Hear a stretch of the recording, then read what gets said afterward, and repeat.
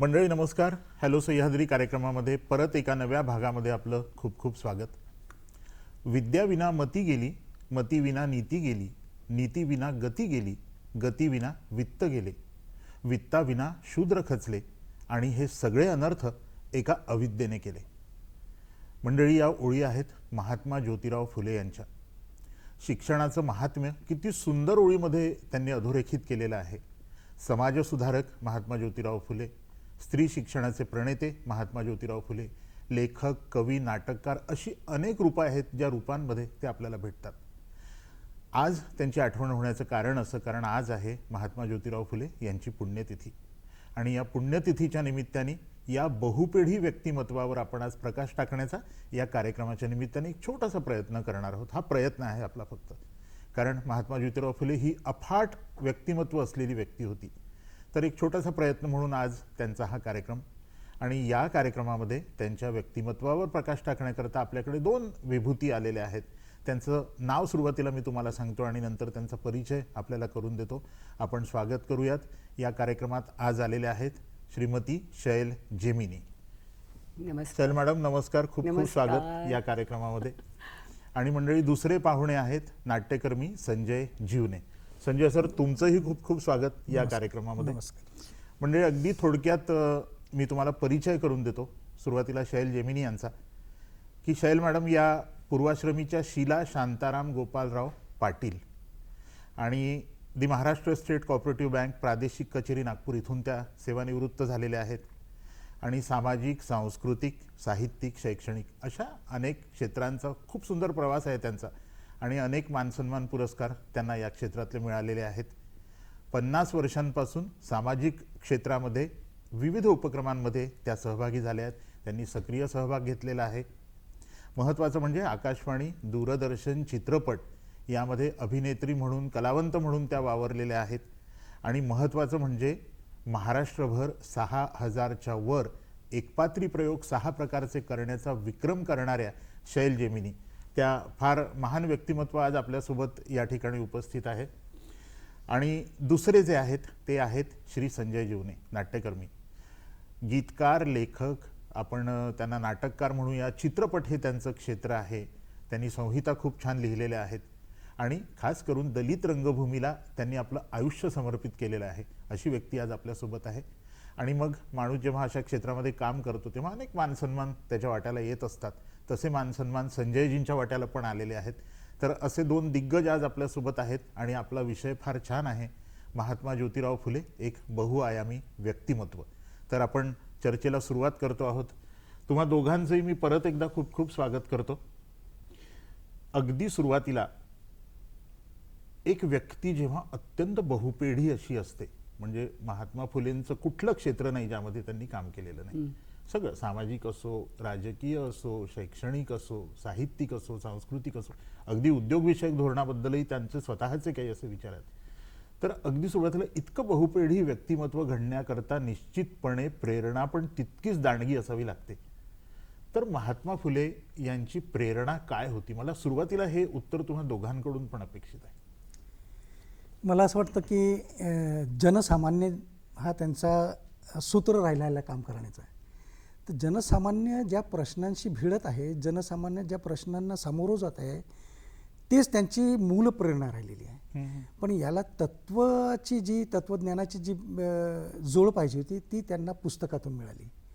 कारण त्या काळात त्या पद्धतीनं शिक्षण घेणं आणि ते शिक्षण घेत असतानाच त्यांच्या हाती जी पुस्तकं आलीत त्यातलं सर्वात महत्त्वाचं पुस्तक ज्यांचा त्यांच्या जीवनावर खूप प्रभाव झाला ते थॉमस पेन यांचं राईट्स ऑफ मॅन हे पुस्तक होतं.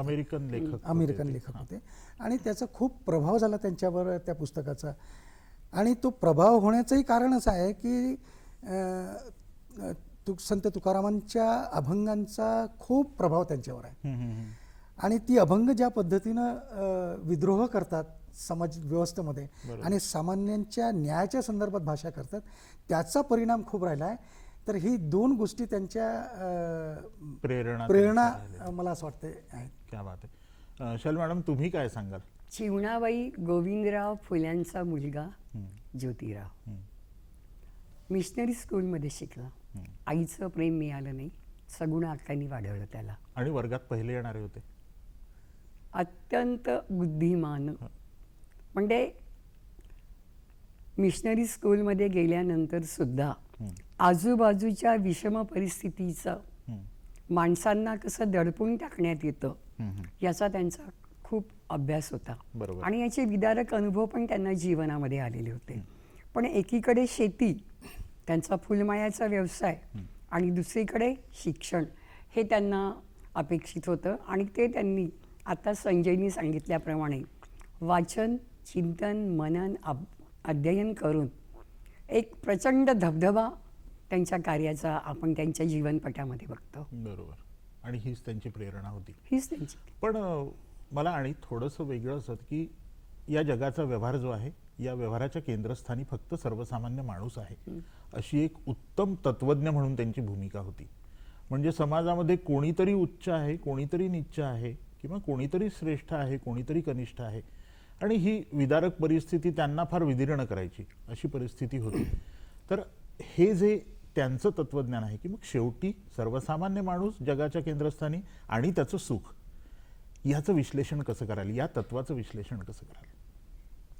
हां, त्याच्यापूर्वी मी प्रसंग सांगते. मित्राच्या लग्नामध्ये ज्योतिबा गेलं. बामण नाही म्हणून त्याला कोणी हाड केलं. ज्योतिबातल्या माणसानं जागं त्याले केलं. विचाराचं काहूर जसं वादळ आलं. ज्योतिबा म्हणे बामण बी माणूस आणि आपण बी माणूस, मग तो खाऊन बा वरचा आणि आपण खाऊन बा खालचा. आणि मग त्यांना सूत्र गवसलं शिक्षणाचं. कणा कणाला जे शिकवतं ते शिक्षण. आणि हे शिक्षण घेऊन तळागाळातल्या सगळ्यांना हजारो 4,500 वर्षांपासून बंदिस्त असलेल्या समाज मनाला एक माणूसपण, स्वतंत्रता, अस्मिता, स्वातंत्र्य, बंधुत्व प्रदान करण्याचं काम त्यांनी केलेलं आहे.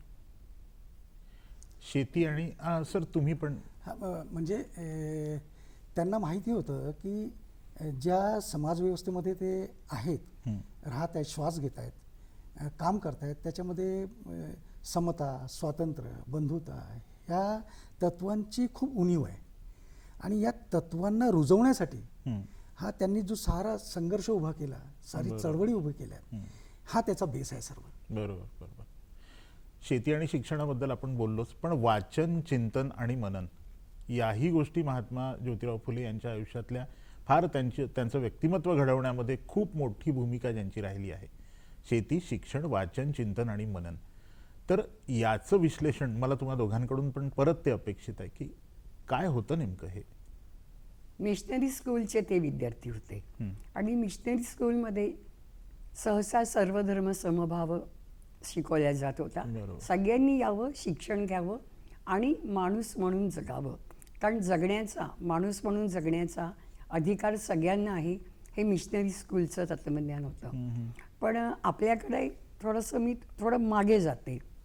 वेदकालीन, पुराणकालीन किंवा महाभारत, रामायण कशाला 15व्या शतकापर्यंत ही गळचेपी, जातीभेद, उच्च नीचता, अंधश्रद्धा, कर्मविपाक, नशीब या सगळ्या जखडांमध्ये, बंधनांमध्ये समाजमन कोंडल्या गेलेलं होतं. स्वतः जिजाबाईंनी स्वराज्याचं स्वप्न पाहिलं आणि छत्रपती शिवरायांकडनं ते पूर्ण केलं. संभाजीराजे घडले आणि त्यानंतर एक काय असा आला. उमाबाई दाभाडे सरसेनापती होत्या. हा सगळा इतिहास ज्योतिबांनी वाचला. स्वतः त्यांनी शिवाजी महाराजांवर, छत्रपती शिवाजी महाराजांवर पोवाडा रचला. अप्रतिम पोवाडा आहे तो.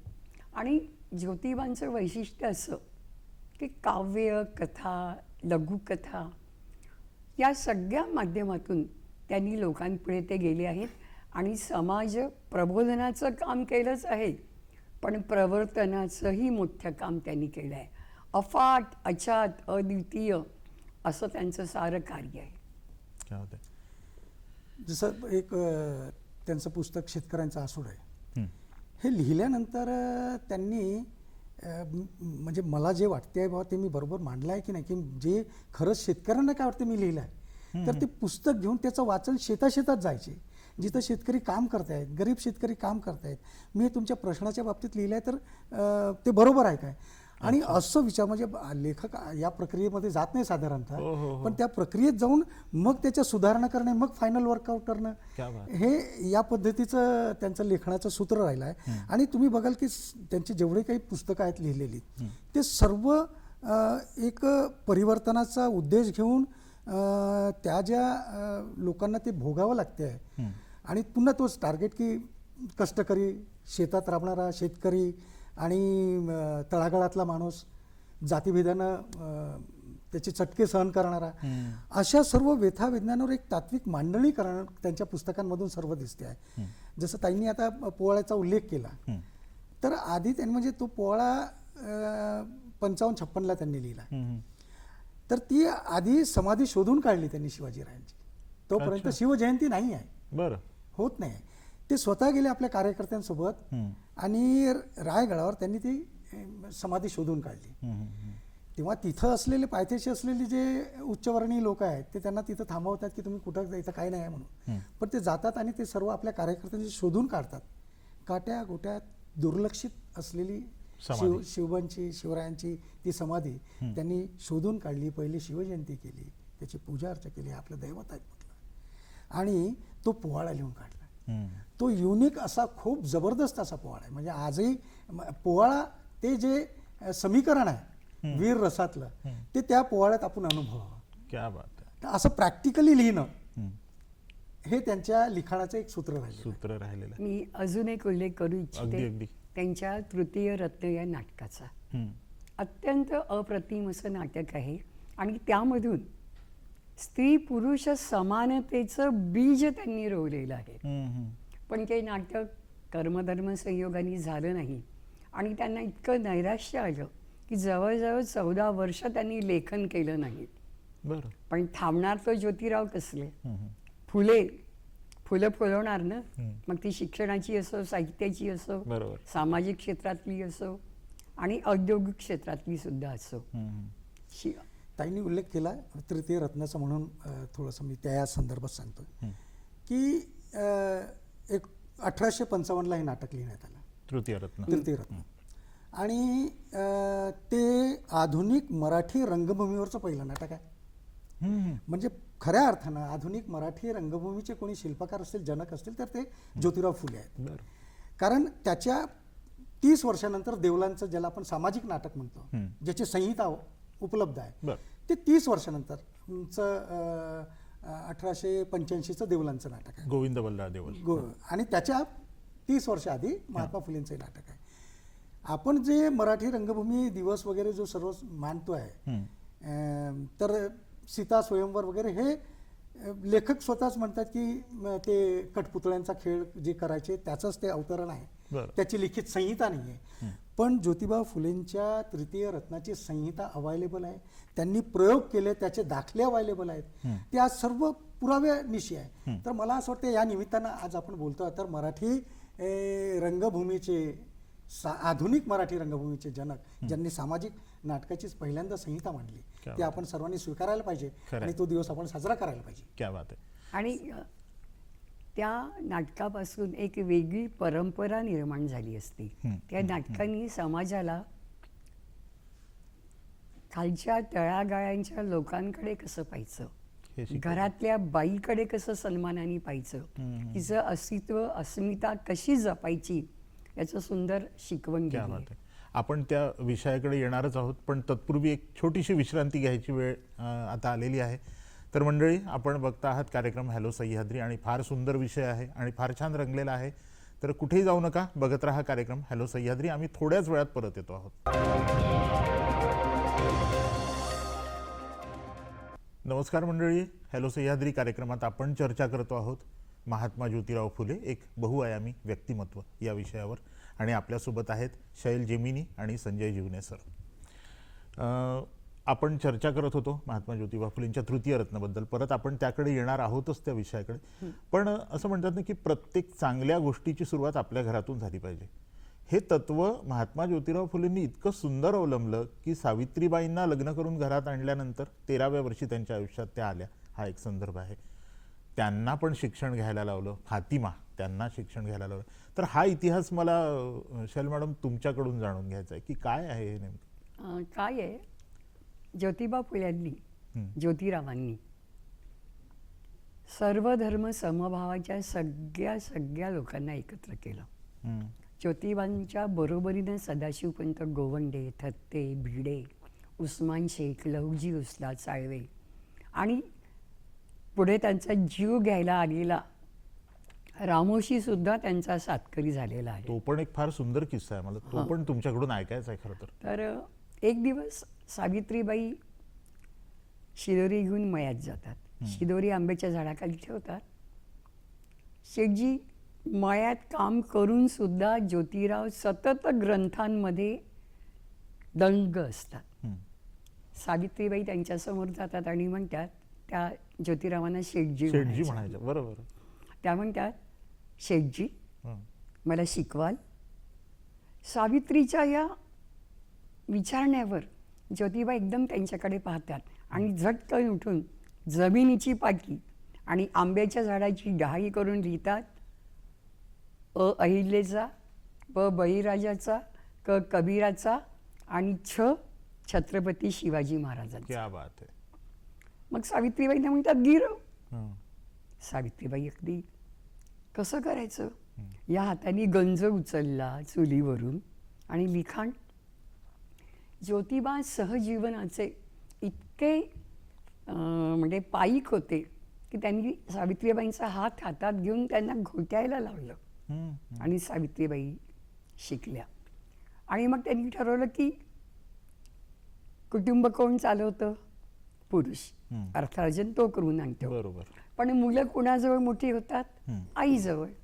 आई जर रडणारी असेल तर मुलं रडणारी निपजतात. आई जर लढणारी असेल तर मुलं लढणारी निपजतात. शिवाजी महाराज जिजाऊ आपल्यासमोर आदर्श आहे. मग त्यांनी ठरवलं की शिक्षण महत्त्वाचं. आणि ते म्हणतातही, माता ही थोर गुरु, अंधार सारा दूर करू, मुलं मुली शिकतील, घराला नीट वळण लावतील. आणि मग सावित्रीबाई आणि फातिमा शेख मिचेलबाईंच्या नॉर्मल स्कूलमध्ये नगरला शिकायला जातात.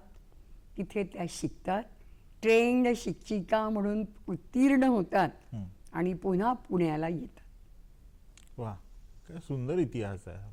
म्हणजे गोविंदराव फुले म्हणजे वडील ज्योतिबांचे, त्यांनी या समाजाच्या दडपणामुळे जेव्हा मन मानत नाही तरी मुलाला बाहेर करतात आणि सावित्री त्यांच्यासोबत निघते. कुठं जायचं म्हणून त्यांचा एक मित्र आहे उस्मान शेख, त्याच्या घरी जातात आणि मोठं घर आहे आणि त्यांची बहीण आहे फातिमा, जिचा तुम्ही उल्लेख केला.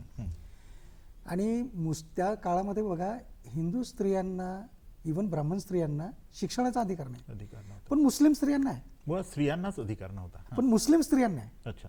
त्याच्यामुळे जेव्हा ते हे शिकवत आहेत सावित्रीबाई फुलेंना, तर ही देखील इन्व्हॉल्व होते त्यात.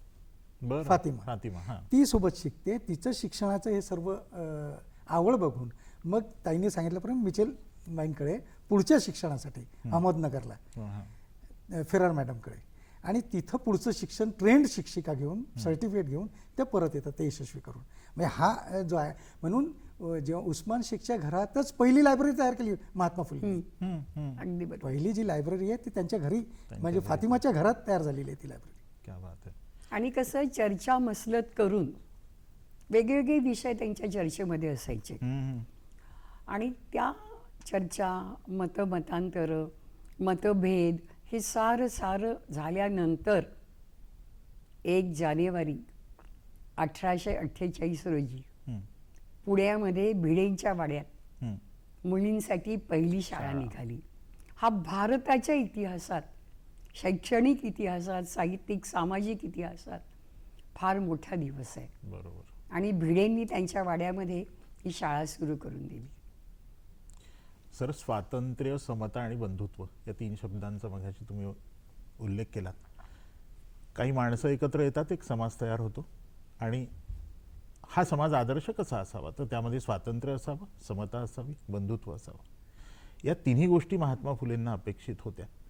नेमकी ही संकल्पना काय होती? एक आदर्श समाजात हे 3 घटक असावे म्हणजे काय असावं? मला थोडंसं विस्तृत दोघांकडून पण हे अपेक्षित आहे. त्यांना कल्पना होती की बंधुत्व या समाजामध्ये नाही नाही. त्याची उणीव आहे. आणि ज्या समाजामध्ये बंधुत्व राहत नाही त्या समाजामध्ये विषमता जी आहे ती आपलं क्रूर असं रूप दाखवतं. बरोबर. तर बंधुता हे कसं येईल, आणि हे तत्व त्यांना समता आणि स्वातंत्र्यापेक्षाही मोठं तत्व वाटते, श्रेष्ठ तत्व वाटते. आणि त्या तत्वासाठीच ते संपूर्ण आयुष्य जगतायत. बरोबर. महात्मा फुलेंच्या जीवनातलं सर्वात मोठं कुठलं तत्व असेल तर ते बंधुत्व आहे. आणि त्याच्या नंतर जी आहे, आपण क्रम असाला तो स्वातंत्र्य, समता, बंधुता, पण हे मूळ तत्व, हे महत्वाचं तत्व हे असलं तर तुम्ही समतेकडे जाल, हे असलं तर तुम्ही स्वातंत्र्याकडे जाल. आणि फुले त्या तत्वाला सांगत असताना म्हणतात की तुमची जी समता जी आहे, ती समता जी आहे ती अनिर्बंध म्हणजे अमर्याद बरोबर. अमर्याद समता होत नाही. म्हणजे ते स्त्री पुरुष समतेला मानतात, सांगतात, त्यासाठी भांडतात, लढतात, सर्व करतात.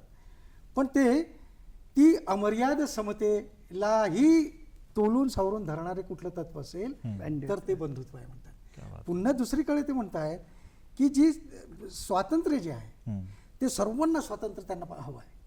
पण स्वातंत्र्य अमर्याद जर झालं तर अमर्याद स्वातंत्र्य हे आहे ते बंधुत्वाची गळचेपी करते. बरोबर.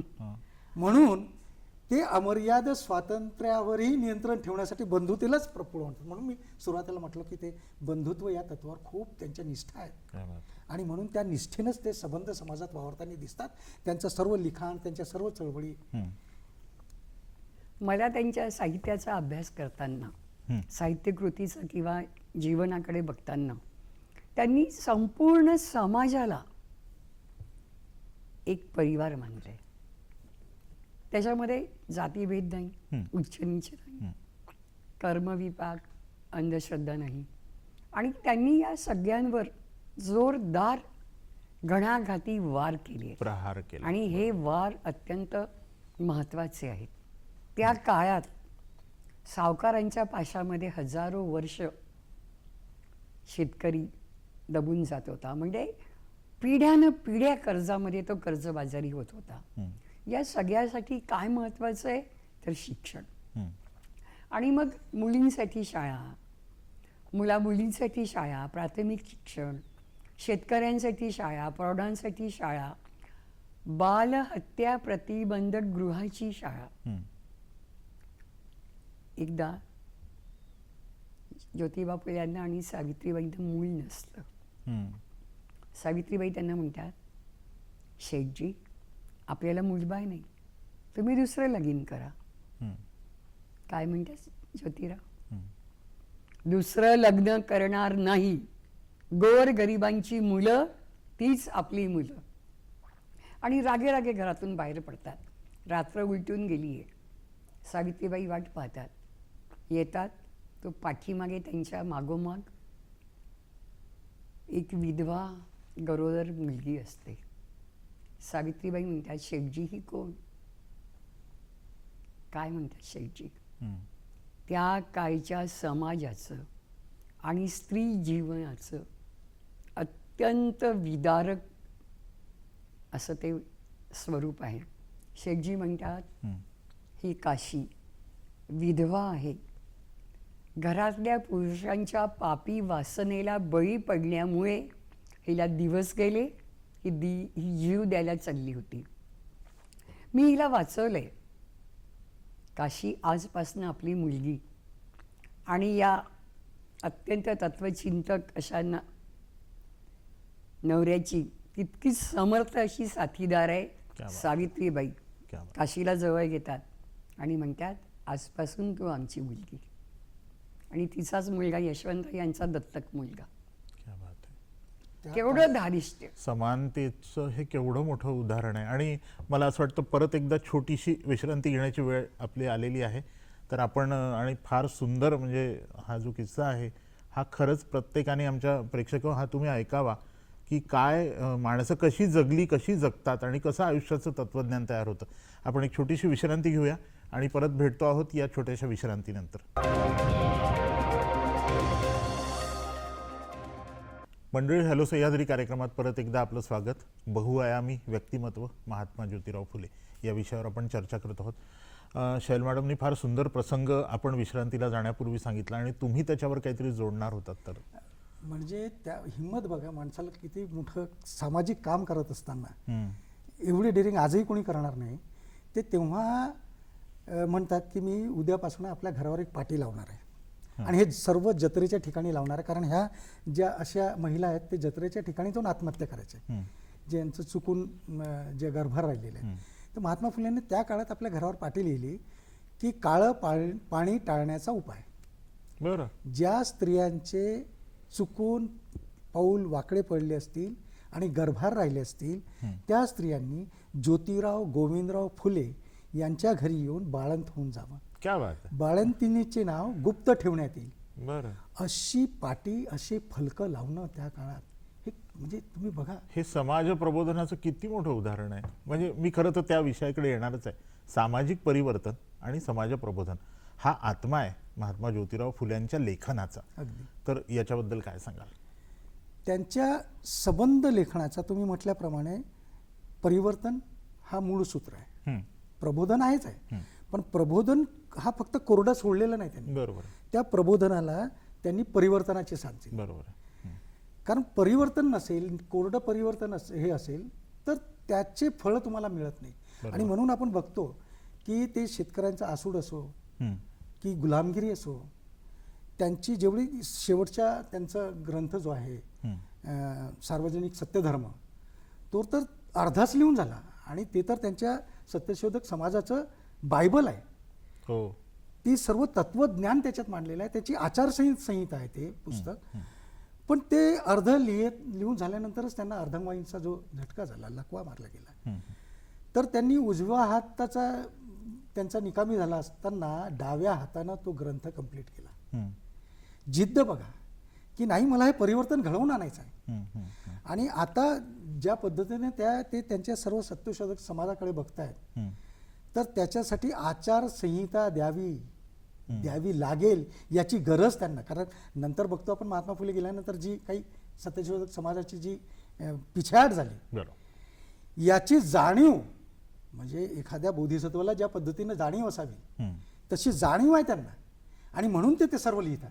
बरोबर. परिवर्तनाची धार अशी प्राप्त होते. त्याच्यासाठी जी नैतिकतेची धार त्यांना लागते आहे ती त्यांच्याजवळ आहे. आणि म्हणून त्यांच्या साहित्यातून, त्यांच्या कृतीतून, त्यांच्या प्रबोधनातून ही सर्व आपल्याला व्यक्त होताना दिसते. क्या बात आहे. आणि प्रचंड अभ्यास करून, चिंतन मनन करून त्यांनी हे सगळं साहित्य, जे अमर साहित्य आहे, ज्याची मी तर म्हणते आजच्या 21व्या शतकातही गरज आहे आणि पुढेही राहील. जोपर्यंत इथलं समाजमन सुंदर, सुदृढ, सक्षम होत नाही, तोपर्यंत महात्मा ज्योतिबा फुलेंच्या विचारांची, साहित्याची गरज राहील. स्त्री शिक्षणाचे प्रणेते आपण म्हणतो. बाई शिकली पाहिजे, ती पुरुषाच्या बरोबरीत आली पाहिजे, तिला जगाचा व्यवहार कळला पाहिजे. हे खूप साधं सोपं तत्वज्ञान त्यामागे होतं. हे कसं उलगडून सांगाल? बाई शिकली पाहिजे. बाईजवळ मूल मोठं होतं हे मी मगाशीच तुम्हाला सांगितलं. पण अर्थार्जन करणाऱ्या पुरुषाचंही मोल त्यांनी जाणलेलं आहे. हो. म्हणजे ज्योतिबांना, महात्मा ज्योतिबा फुल्यांना ज्यांना युगपुरुष असंही मोठ्या अभिमानाने आणि आनंदाने म्हटलं जातं. हम्म. त्यांनी, मी मगाशी सांगितलं की नर नारी दोन चाक, संसार गाड्या सुरळीत चालतो. हा. एकाची धाव गळून पडली तर साराच मामला खराब होतो. म्हणजे पहिलेपासून नर नारी आणि विशेषतः नारी हा त्यांच्या सगळ्या कर्तृत्वाचा, लिखाणाचा, साहित्याचा गाभा आहे. काव्यातून, अभंगातून, ओव्यांमधून, पोवाड्यातून त्यांनी स्त्री हिला केंद्रस्थान मानलेलं आहे. पुरुषाला कुठेही कमी लेखलेलं नाही. हे ज्योतिबा फुल्यांचं ते सर्वज्ञ, मर्मज्ञ असल्याचं फार मोठं उदाहरण आहे. क्या बात आहे. म्हणजे त्यांनी जी पहिली शाळा जी ओपन केली 1 जानेवारी 1848ला, तर ती पहिली शाळाच मुलींची उघडली. हो हो. आणि त्या मुलींच्या शाळेत बघा, आणि 52 इथपर्यंत, 1852 इथपर्यंत 4 वर्षामध्ये त्यांनी 18 शाळा काढल्यात. म्हणजे आजचे जे शिक्षण वर्ष आहेत त्यांनाही अवघड जाईल. पण एवढ्या अडचणींवर, एवढ्या संघर्षाला तोंड देत त्यांनी 4 वर्षात 18 शाळा काढणं. 52ला त्यांनी जी शाळा काढली ती अस्पृश्य मुलांसाठी. पण पहिल्या शाळेच्या ज्या मुली आहेत त्यांची परीक्षा जी झाली आहे ती ओपन ग्राउंडवर झाली, चौकात. अच्छा. आणि त्याची परीक्षा कशी घेते आहेत तर त्या परीक्षा पाहण्यासाठी कलेक्टर येत आहेत, त्यांच्या मिसेस येत आहेत, त्यावेळेसचे जे जज आहेत ते येतात, त्यांच्या मिसेस येत आहेत, अनेक सरकारी अधिकारी येत आहेत, अनेक मंडळी येतात की मुली शिकतायत. ही काय क्रांतीची संकल्पना झाली आहे की काय हे मुली आता काय करणार आहेत, कसं काय काय परीक्षा होते हे पाहायसाठी काही लोकांच्या मनात गंमत असेल. अनेक व्यापारी वर्ग आलेले आहेत आणि 3000 लोकांच्या समोर परीक्षा होते. आणि परीक्षा कशी तर मुलींना प्रश्न विचारले जातील आणि त्या उत्तरं देतील. आणि ती इतके तयार मुली आहेत, म्हणजे त्याच्यासोबत जो डाटा आलेला आहे की कशा मुलींनी उत्तरं दिले, कसे प्रश्न विचारले गेलेत, हे सर्व आज अवेलेबल आहे. बरं. हे सर्व आज अवेलेबल आहे. आणि त्या मुलींचा जो पहिला, त्या मुलींमध्ये जे पहिला नंबर ज्या मुलीने पटकावला ती मातंग समाजाची मुलगी आहे. बरं. आणि मुक्ता साळवे तिचं नाव. आणि जेव्हा कलेक्टरच्या मिसेसच्या हस्ते त्या मुलीला पारितोषिक देण्यात आलं तर ती सावित्री माईंना विचारते की हे काय पारितोषिक आम्हाला देण्यात आलं. तर ते सांगतात त्याच्यात खाऊ आहे, याच्यात काही कपडे आहेत, याच्यात खेळणी आहे. तर ती पोरगी तेवढीशी, तुम्ही अंदाज लावा की हे घडवणारे जी 2 माणसं आहेत ज्योतिबा आणि सावित्री, ते काय कोटीचे आहेत, कसे विद्यार्थी घडवत आहेत. तर ती पोरगी म्हणते की मॅम आम्हाला हे खेळणी, चॉकलेट्स हे नका देऊ, खाऊ नका देऊ, आम्हाला लायब्ररी द्या. ही पहिल्या वर्गातली पोरगी जर या पद्धतीनं बोलते आहे तर तिला घडवणारे जे शिक्षक आहेत ते कोणत्या कोटीचे आहेत हे लक्षात घ्या. हीच मुलगी 4थ्या वर्गात जातपर्यंत जी ऐतिहासिक असा निबंध लिहिते ते आपल्या सर्वांना माहिती आहे. आताच्या काळात आपण क्रेडिट गोज टू म्हणतो, तर ह्याचं ते क्रेडिटच महात्माजींना जायचं. मला खरं ना आणखी एक त्यांच्या चिंतेचा आणि चिंतनाचा विषय होता शेतकऱ्यांचं दारिद्र्य, शेतकऱ्यांची दुर्दशा, आणि ते त्यांनी आपल्या ग्रंथामधून मांडलेलं आहे. तर मला त्याच्याबद्दल पण थोडं तुमच्याकडून जाणून घ्यायचं आहे. मगाशी नाटकाचा उल्लेख झाला, त्या नाटकाचे सूत्र जे आहे ते शेतकरीच आहेत. आणि त्या शेतकऱ्यांना यांचं दारिद्र्य असण्याचं कारण त्यातलीच ओळी जे तुम्ही सुरुवातीला म्हटलं, विद्येविना मती गेली, मतीविना नीती गेली, नीती विना गती गेली, गती विना वित्त गेले, वित्ताविना शूद्र खचले, इतके अनर्थ एका अविद्येने केले. तर या शेतकऱ्याचं सारं शोषणाचं मूळ अविद्येत आहे. तर त्याला जागृत करावं हे त्या नाटकाचं सूत्र आहे. आणि रात्रकालीन शाळा, म्हणजे आता ते शेतकरी तर वयानं मोठे झालेले आहेत पण त्यांच्यात अज्ञान आहे, अविद्या आहे. तर त्यांना शिक्षित करण्यासाठी आणि जे त्यांचं शोषण करणारे पंडे, फादर इवन, हे ज्या पद्धतीनं शोषण करतात त्यांच्या अज्ञानाचा गैरफायदा घेऊन, त्याच्यासाठी त्यांनी ते सर्व जागरण त्यातून मांडलं आहे. आणि एंडला त्या नाटकाचा जेव्हा अंत समारोप होते त्यात त्यांनी प्रौढ शिक्षणाकडे ते सर्व वळवलेलं आहे. सेम तुम्हाला शेतकऱ्यांच्या आसूडमध्ये दिसेल तुम्हाला की ज्या पद्धतीने ते शेतकऱ्यांचं प्रबोधन करतात त्या ग्रंथात, की तुमचं हे सर्व शोषण ज्यामुळे होते आहे त्यातून दुसरा कोणीच तुम्हाला मुक्त करणार नाही. तर ते तुम्हालाच मुक्त व्हायला, मुक्त होण्यासाठी तुम्हाला शिक्षणाची कास धरावं लागेल आणि अंधश्रद्धा सोडावी लागेल. क्या बात आहे. अंधश्रद्धा सोडावी लागेल. ज्या दुष्ट रूढी परंपरा आहेत हम्म. त्यांचाही त्याग करावा लागेल. क्या बात आहे. जे खोटं आहे त्याला बळी पडायचं नाही. जे खरं आहे, जे सत्य आहे, आणि ते खरं सत्य, अबाधित सत्य, तुम्हाला पुढे नेणारं सत्य, तुम्हाला पिढ्यानं पिढ्या सुख, शांती, समाधान देणारं सत्य देणार फक्त शिक्षण, शिक्षण. आणि शिक्षण. हे त्यांनी आणि त्यांच्या सगळ्या सहकाऱ्यांनी अत्यंत पोटतिडकीनं, कळकळीनं, कळमळीनं सांगितलं आहे. आणि आजही आपल्या भारत देशात निरक्षरतेचं प्रमाण आहे. क्या बात आहे. साक्षरता म्हणजे काय? एकदा मी प्रवास करत होते. आपण सुटे- एक छोटीशी विश्रांती घेऊ आणि त्यानंतर मला खरं तर सर तृतीयरत्नकडे पण यायचं आहे. आपल्याकडे वेळ कमी आहे. आपण एक छोटीशी विश्रांती घेऊ. मंडळी, आपण बघत आहात हॅलो सह्याद्री कार्यक्रम. एक छोटीशी विश्रांती घेऊया आणि परत भेटतो आहोत. मंडळी नमस्कार, आपण बघत आहात कार्यक्रम हॅलो सह्याद्री.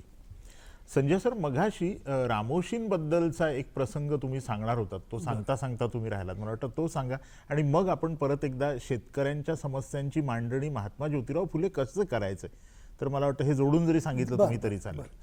हे रामोशी समाजातले रामोशी रोडगे आणि धोंडीबा हे दोन व्यक्ती, त्यांना सुपारी देण्यात आली अच्छा. उच्चवर्णीयाकडून की जाऊन या महात्मा फुलेला, आता हा काही वडिलांचंही घर सोडलं पण तो काय ऐकत नाही आहे आणि तो आपलं हे परिवर्तनाचं काम करतोच आहे. तर ज्यांना त्यांच्या चळवळी दुखत होत्या, ज्यांच्याजवळ उत्तर नव्हते महात्मा फुलेंचे, त्या लोकांनी सुपारी देऊन यांना मारायला पाठवलं. एक गरीब रामोशी संपवण्याची सुपारी दिली. आणि हे जीवे मारेकरी मारण्याची. रात्री गेले आणि रात्री आता अटॅक करणार. आता महात्मा फुले लहुजी वस्तादाकडून शिकलेले, दानपट्टा वगैरे सर्व शिकलेले होते. ते सहज मारता आलं असतं त्यांना दोघांनाही. बरोबर. पट्टीचे होते ते, म्हणजे साधे लढवयीन होते त्या काळात. दोन्ही हातांनी असं लट फिरवायचे की तरबेज होते. तेव्हा हे दोघंही आल्यानंतर त्यांनी पाहिलं, सावित्रीबाई घाबरून गेली. त्यांनी ते आपले सर्व फर्रे वगैरे मारायसाठी काढले, फरसे. तर का रे बाबा, का मारू इच्छिता तुम्ही मला? त्यांनी सांगितलं, आम्हाला असं असं मिळालेलं आहे सुपारी, तुम्ही असं असं सर्व लोकांना, तर आम्हाला तुम्हाला संपवायचं आहे, आम्हाला एवढे एवढे पैसे मिळणार आहेत. अच्छा, तुम्हाला पैसे मिळणार आहेत काय? तुम्ही गरीब आहात आणि म्हणून तुम्ही ठीक आहे ठीक आहे, तर तुमचा पैसेच मिळणार. मी तर तुमच्याच मुलांसाठी काम करतोय, बरं. तुमच्या समाजासाठी काम करतोय, तुम्ही या अवस्थेत आहात याच्या उद्धारासाठी काम करतो, पण तुम्हाला 2 पैसे मिळणार आहेत मला मारल्यानंतर, तर तुम्ही मारून टाका. अच्छा. आणि या वाक्यानं रे हा माणूस, म्हणजे ज्याच्या बाबतीत आम्ही ऐकून येतो हा तर असा आहे. आणि खरंच माझे मुलं तुमच्याकडे शिकायला जातात आणि मी तरी या माणसाला मारायला लागलो. त्यांचं एकदम हृदय परिवर्तन झालं. म्हणजे जसं अंगुलीमालाचं परिवर्तन तथागत करतात बुद्ध, खरं, खरं, खरं. सेम परिवर्तन इथं दिसते. म्हणजे माझ्या डोक्यात तेच आलं तुम्ही सांगत असताना. आणि हे शिष्य झालेत महात्मा फुले. आता तुम्हाला कोण हात लावतंय आम्ही बघतोय. आणि ते अंगरक्षक झालेत दोघं. एक तर इतका विद्वान झाला की त्याने ग्रंथ लिहिले धार्मिक. ही दोन्ही रामोशी रोडे आणि धोंडीबा. ही व्यक्तीची ताकद असते नाही, म्हणजे ही व्यक्तीची भक्षक म्हणून ताकद. आलेले जर परिवर्तनाची. रक्षक होत असतील तर ही केवढी मोठी ताकद. आणि हे शेती करायला, आणि ज्या शेतीच्या बाबतीत तुम्ही बोलताय, तर यांचं तन मन कारण शेती सोबत निगडीत असलेला त्यांचा सुरुवातीचा व्यवसाय. तर हे ड्यूक ऑफ कॅनॉटचा जेव्हा सत्कार होता इंग्रजांच्या सर्व, राणीचा मुलगा, तर त्याचं निमंत्रणाचं पत्रिका जी आहे ती महात्मा फुलेंना मिळते. तेव्हा महात्मा फुले कसं भेटायला जावं म्हणून महात्मा फुले ठरवतात आणि ते सामान्य गरीब दरिद्री शेतकरी कशी वेशभूषा करतो, कसा जगतोय, कसा दिसतोय, अशी वेशभूषा करून त्या राणीच्या मुलाला भेटायला जातात. आणि त्याला जेव्हा गेटवरच अडवण्यात येते तरी ते दाखवतात पत्रिका आणि आतमध्ये जातात. सर्व त्यांच्याकडे हा कसा माणूस आलाय, कारण तिथं मोठे मोठे संस्थानिक आलेले आहेत, मोठे मोठे अधिकारी आलेले आहेत, आणि त्याच्यात हा एक असा दरिद्री माणूस कोण आहे. मग महात्मा फुले तिथं जे बोलतात इंग्रजीत, बरं, तर ते सांगतात की तू हा या देशातलं जो शेतकरी आहे, ज्या देशात तुम्ही राज्य करतायत, आणि हा बहुसंख्याक 80% समाज असलेला आहे, ज्याला शिक्षण नाही, ज्याला अन्न मिळत नाही, इकडे दुष्काळ पडलेला आहे. दुष्काळात मी कशा पद्धतीनं अन्न छत्र चालवतोय त्यांच्या मुलांसाठी, 4 वर्ष झालं चालवतोय, तर तुम्ही जाऊन राणीला सांगा की या अवस्थेत हा जगतोय म्हणून मी असा वेश परिधान करू लागला शेतकऱ्याचा. ही त्यांची तळमळ आहे. क्या बात. आणि त्याचा असर झालाय, त्याचे परिणाम झाले आहेत. साऱ्या शेतकऱ्यांचे त्या काळात कर्ज माफ बीफ हे सर्व केलेलं आहे.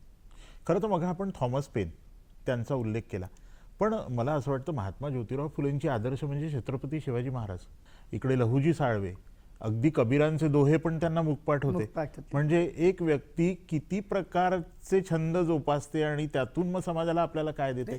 मी एक प्रसंग सांगू इच्छिते. हा. ज्योतिबांनी सावित्रीबाईंना त्या काळात कसं तयार केलं किंवा सावित्रीबाई सुद्धा कशा तयार झाल्या. उन्हाळ्याचे दिवस होते, विहिरी आटलेल्या, पाणी नाही, अस्पृश्य समाज पाण्यासाठी वण भटकत होता. महात्मा फुल्यांच्या वाड्यामध्ये रीगच्या रीग लागते, माय पाणी देव. सावित्रीबाई दुपारची वेळ असते तर कसला तरी ग्रंथ वाचत असतात. त्या बाहेर येतात आणि पाहतात महारवाड्यातले लहान थोर म्हातारे कोतारे लांबच लांब रांग. त्या म्हणतात काय झालं. म्हातारी म्हणते माय बचतभर पाणी वाढव, माय पाणी वाढ. आणि सावित्रीबाई स्वतःच्या घरातली विहीर त्यांना खुली करून देतात. आणि हे दृश्य बघून ज्योतिबा म्हणतात सावित्री तू शिक्षणाचं मानव जातीच्या जन्माचं सार्थक केलं. एक एवढा महान नायक त्या महानायिकेला पावती देतो. आणि अजून एक प्रसंग मला सांगावासा वाटतो. संजय म्हणाला की डाव्या हाताने ते लिहित होते अर्धांगवायू झाल्यामुळे, पण त्यांनी लिखाणाचं काम सोडलं नाही आणि त्यांचं निधन होतं.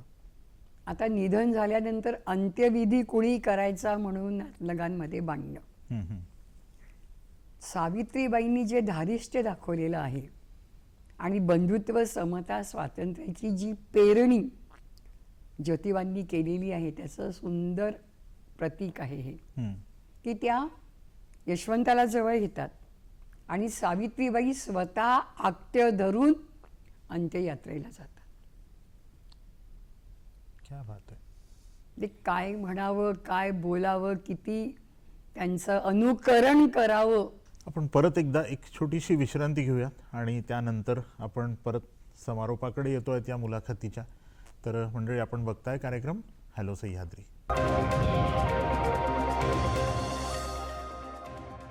मंडळी आपण बघताय कार्यक्रम हॅलो सह्याद्री आणि आपल्यासोबत आहेत शैल जेमिनी आणि श्री संजय जीवने सर. संजय सर, आपण समारोपाकडे या मुलाखतीच्या जातो आहोत, पण जाण्यापूर्वी मला महात्मा ज्योतिबा फुलेंच्या अनेक पैलूंवर आपण प्रकाश टाकला, पण एक उद्योगविषयक त्यांचा विचार होता, राजकीय दृष्टिकोन त्यांचा स्वतःचा एक होता. तर याकडे तुम्ही कसं बघता? बघा, आजपासून 250 वर्षापूर्वी उद्योगाच्या संदर्भात विचार करणं आणि तेही बहुजन समाजातल्या म्हणजे शेतकरी समाजातल्या. तर महात्मा फुलेंनी 250 वर्षापूर्वी पुन्हा कमर्शियल कॉन्ट्रॅक्टिंग कंपनी या नावानं कंपनी सुरू केली होती. आणि त्या कंपनीचं खूप मोठं काम होतं. हे मॅनेजिंग डायरेक्टर होते फुले. आणि मोठी त्यावेळेसची प्रस्थ मंडळी ओबीसी समाजातली ही भागीदार आहेत त्यांच्यासोबत. आणि काय काय कामं केली आहेत त्यांनी. तर कात्रजला, पुण्यापासून कात्रजला जो जातो तो मोठा बोगदा लागतो आजही, तो बोगदा महात्मा फुलेंनी बांधलेला आहे. नगरला जेव्हा आपण जातो तर त्या नगरच्या मार्गावर जो मोठा ब्रिज आहे, त्या कुठल्या इंग्रजाच्या नावाने तो ब्रिज आहे, तो आजही साबूत आहे. तो ब्रिजही महात्मा फुलेच्या कंपनीनं बांधलेला आहे. म्हणजे काय दृष्टिकोन असला पाहिजे त्यांचा त्या काळात. इव्हन सयाजीराव महाराज गायकवाड यांचा जो वाडा आहे, तो वाडा जो आहे, महाल जो आहे, हाही महात्मा फुलेंच्याच कंपनीनं बांधलेला आहे. म्हणजे कन्स्ट्रक्टिंग कंपनीमध्ये त्यांचं मोठं नाव आहे. त्यावेळेसचे मोठे कॉन्ट्रॅक्टर आहेत, ते खूप मोठे कॉन्ट्रॅक्टर, वडीलही कॉन्ट्रॅक्टर होते त्यांचे, पण हे खूप मोठे, त्यांनी मोठं नाव रूपाला आणलेलं असं कॉन्ट्रॅक्टरशिप होती. त्याच्यानंतर व्यापाराच्या संदर्भात तर पुण्यातल्या शेतकऱ्यांचा माल जो आहे म्हणजे फुलं आणि फळभाज्या ह्या ताज्या मुंबईकरांना अवेलेबल करून दिल्या. म्हणजे तिथून माल जो आहे पुण्यातून हा मुंबईला यायचा आणि मुंबईला ते विक्रीला जायचं. तर असं मोठं म्हणजे हा जो व्यापारपेठ मिळवून देणं, ही त्या काळात विचार करणं ही अवघड गोष्ट होती. ही महात्मा फुलेंनी त्या काळात केली.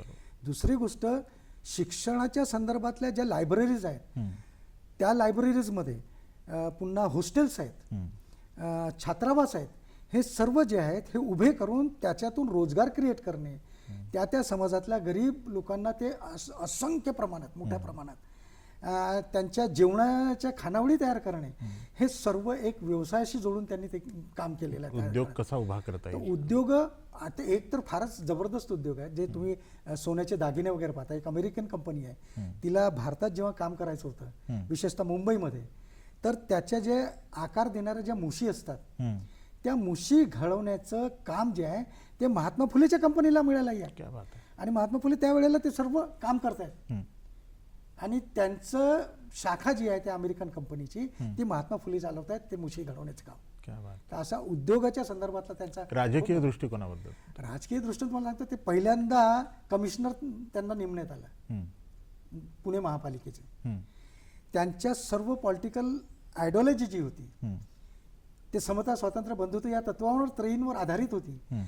आणि ते न्यायाच्या पार्श्वभूमीमध्ये त्यांनी प्रतिनिधित्व जे असायला पाहिजे दरेक समाजाचा, तो कुठल्या जाती धर्माचा आहे तो माहित नाही, हा लायबल माणूस आहे, त्याला तुम्ही तेव्हा नगरसेवक ज्याला तो नंतर कमिशनर त्याला नेमतो आहे, त्या पदावरच महात्मा फुले असल्यामुळे त्यांनी ते नेमणुका करणं सुरू केलं. आणि त्या पद्धतीनं त्यांना जे आयडिओलॉजी त्यांची आहे, पॉलिटिकल आयडिओलॉजी, ती राबवण्याचं काम केलं. त्या मागण्या सतत तुम्ही बघा, त्यांच्या आंदोलनातून त्या सर्व मागण्या ते वेळोवेळी इंग्रज सरकारला मांडतात. शेतकऱ्यांचं, दलितांचं हे सर्व प्रतिनिधित्व ते कॉर्पोरेशनमध्ये, तेव्हा म्युन्सिपल कॉर्पोरेशनमध्ये ते करून घेतात. क्या बात आहे. आपण समारोपाकडे जातोय. अगदीच 2 मिनिट आपल्याकडे शिल्लक उरलेले आहे. पण जाता जाता मला तुम्हाला दोघांनाही एक विचारायचं आहे की महात्मा ज्योतिराव फुले यांचे विचार आजच्या काळामध्ये, आजच्या तरुण पिढीने कसे घेतले पाहिजेत? अत्यंत जबाबदारीने घेण्याची गोष्ट आहे. तर ती जबाबदारी त्यांनी कशी घ्यावी, ते कसे ते जबाबदारीने विचार घ्यावे, याच्याबद्दल अगदी 2 मिनिटामध्ये तुम्हा दोघांकडूनही मला उत्तर अपेक्षित आहे. महात्मा ज्योतिबा फुल्यांना किंवा तमाम राष्ट्रनायक नायिकांना पहिले वाचलं पाहिजे. त्यावेळची समाज परिस्थिती, आर्थिक, शैक्षणिक, मानसिक, सामाजिक, साहित्यिक साऱ्यांचा अभ्यास केला पाहिजे. आणि मग ते सूत्र आजच्या काळात जोडलं पाहिजे. आज आपण म्हणतो अंतराळात गेलो, जग एक खिडकी झालं आहे, पण घरामध्ये परस्परांमधला संवाद, खरंय, सुसंवाद, प्रत्येक जण त्याचीही गरज आहे. परंतु जगण्यासाठी, स्वतः जगण्यासाठी, इतरांनाही जगवण्यासाठी, सुंदर, सक्षम, सुदृढ भारत बनवण्यासाठी महात्मा ज्योतिबा फुल्यांची तर आणि त्यांच्या विचारांची तर गरज आहेच, पण ते कृतीमध्ये आणलं पाहिजे आणि समजून उमजून आणलं पाहिजे.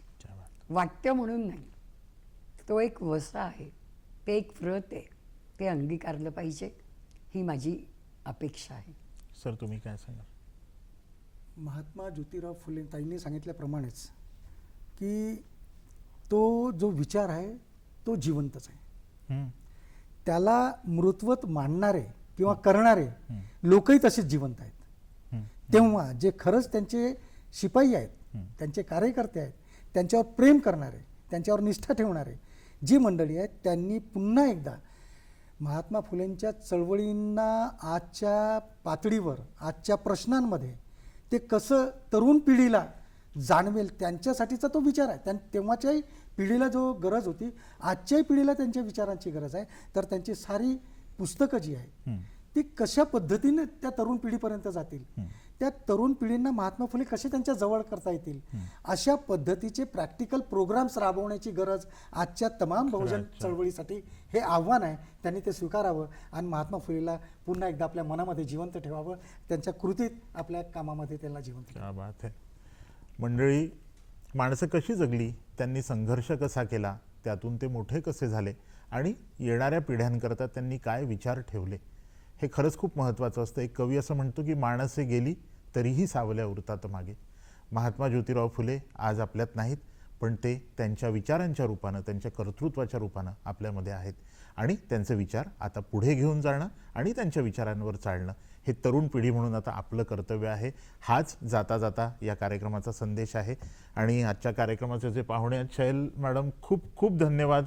या कार्यक्रमात सहभागी झालात. संजय सर, तुम्ही पण खूप खूप धन्यवाद. कारण एक छोटासा प्रयत्न होता आपला हा महात्मा ज्योतिराव फुले यांच्या कार्यकर्तृत्व मांडण्याचा, आणि त्यात तुम्ही खूप सुंदर सहभागी झालात आणि खूप छान आमच्या प्रेक्षकांना माहिती दिली. त्याबद्दल खूप खूप धन्यवाद दूरदर्शनच्या वतीनं.